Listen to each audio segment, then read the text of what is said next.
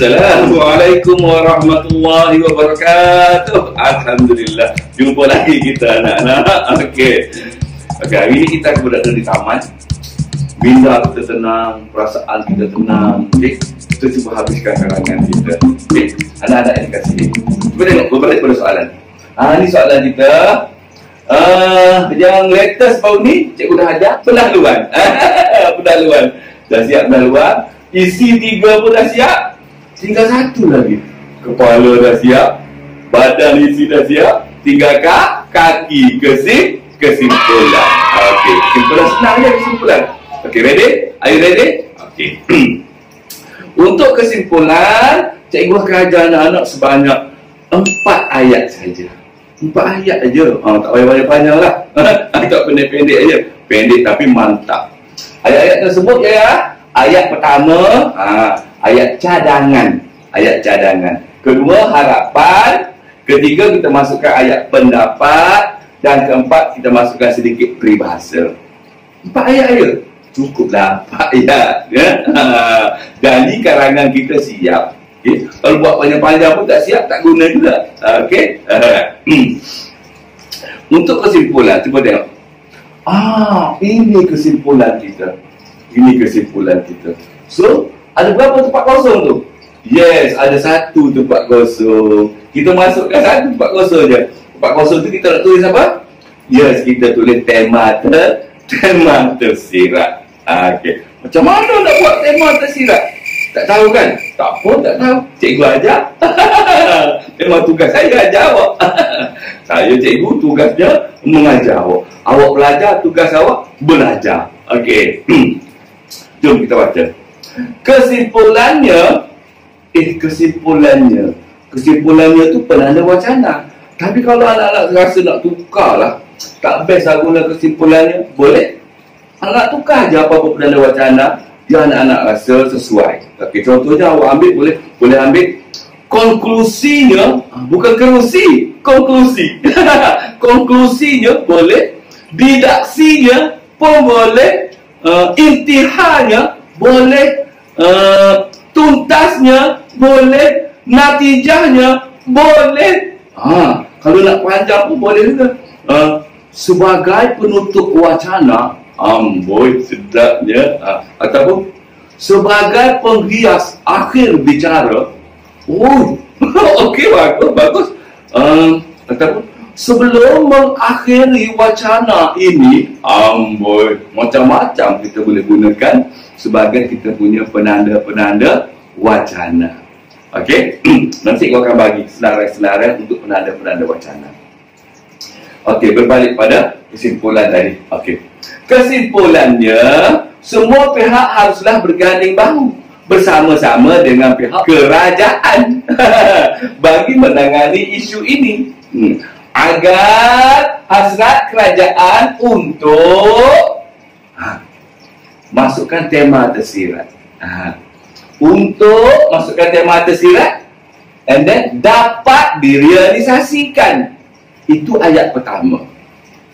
So anak-anak, kalaulah macam tu, macam mana cara kita nak masukkan tema tersirat? Cuba kita ingat balik. Titik kaki kita. Okey, ini titik kaki kita. Tema permainan tradisional. Itu tema kita. Yes, masukkan tema dulu. Okey, tema masukkan permainan tradisional yang tersirat. Agak-agak apa hasrat kerajaan nak buat? Apa hasrat pihak kerajaan untuk tema permainan tradisional ni? Hasrat kerajaan. Mungkin kerajaan nak menghapuskan permainan tradisional. Tak mungkin. Habis tu mengekalkan. Yes. Agar hasrat kerajaan untuk mengekalkan permainan tradisional dapat direalisasikan. Kalau anak-anak tak nak masukkan mengekalkan, tak apa. Cari perkataan lain. Mempromosikan permainan tradisional, boleh? Meluaskan permainan tradisional, boleh? Menaik tarafkan permainan tradisional pun boleh. Nampak tak? Senang kan?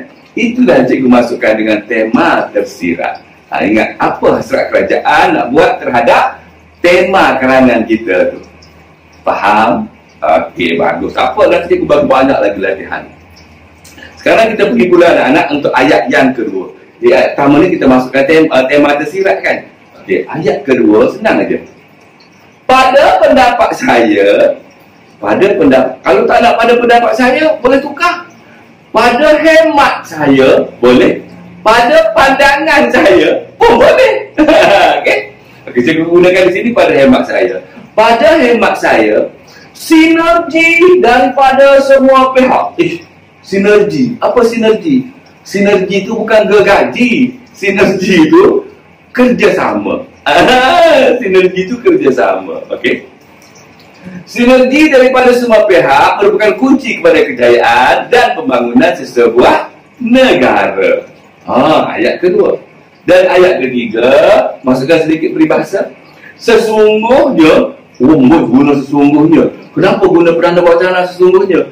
Nak menunjukkan kita bersungguh-sungguh. Kita bagi satu penegasan tentang kita punya pendapat, kita punya statement kita, kita punya prinsip kita tu. Bagi penegasan. Sesungguhnya, cengik hidung-hidung. Sesungguhnya, tiada gunung yang tidak dapat didaki, tiada lurah yang tidak dapat dituruni. Okey, nampak? Okey, sekarang kita perkenalkan. Lagi sekali. Kesimpulannya, peranda wacana, semua pihak haruslah. Okey, ada perkataan haruslah. Kalau haruslah anak-anak, itu namanya ayat cadangan. Ayat cadangan. Kalau anak-anak tak nak guna haruslah, boleh guna perkataan lain. Haruslah, mestilah, wajarlah, wajiblah, hendaklah. Tak ada lah macam tu, tak boleh. Namanya ayat cadangan. Ayat kedua. Nampak tak perkataan ni? Agar hasrat kerajaan, anak-anak, kalau ada agar, itu adalah ayat harapan. Menunjukkan ayat harapan. Kalau anak tak nak guna agar pun tak apa. Gunakan semoga, boleh. Demi pun boleh. Kadang-kadang untuk pun boleh. Nampak? Okey, tapi penggunaan agar, cikgu nak ingatkan, guna sekali. Jangan awak gandakan. Kalau awak gandakan, agar, dia akan jadi, orang Kelantan panggil bleder. Bleder. Alright, sambung. Ayat pertama, ayat cadangan. Kedua, harapan. Dan yang ketiga, pendapat. Nampak dia tulis? Pada pendapat saya. Ayat pendapat lah tu. Ayat pendapat. Kalau tak nak guna pendapat, gunakan lain.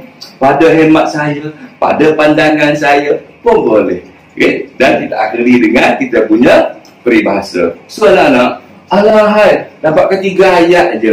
3 ayat aja. Apa kata anak-anak? Sambil-sambil kita lepak-lepak, kita hafal yang ni. Kita hafal. Sebelum cikgu pagi, yang lebih panjang, yang lebih mantap, buat masa ni kita hafal yang ni dulu. Setuju? Okey. Anak-anak, walaupun kepanjangannya tu nampak pendek, tapi dalam sedar tak sedar, kita dah tulis tu 51 patah perkataan. 51 patah.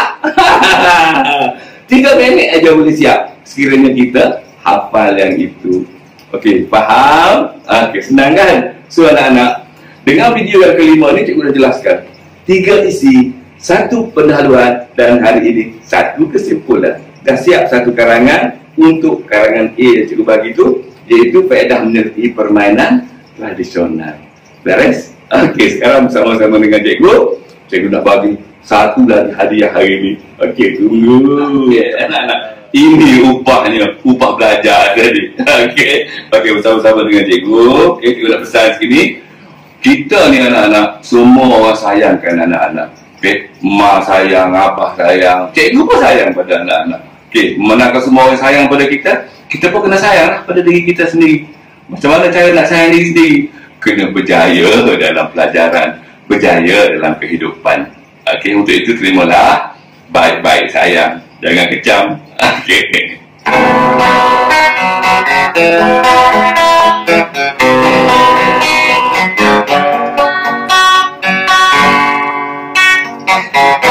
Aku ingin kau menangis bersedih, sudahi air mata dawimu. Yang aku ingin di hati diriku, kau menghapus dukamu sayang. Karena bagiku kau kehormatanku. Dengarkan, oh dengarkan aku.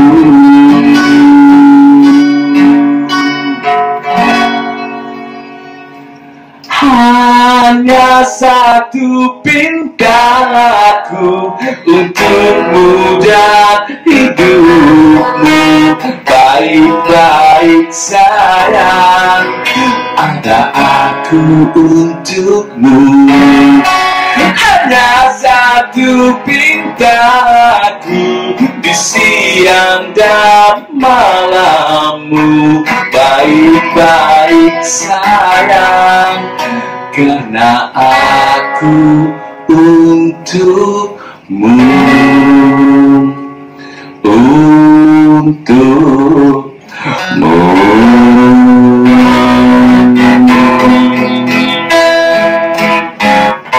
Assalamualaikum warahmatullahi wabarakatuh.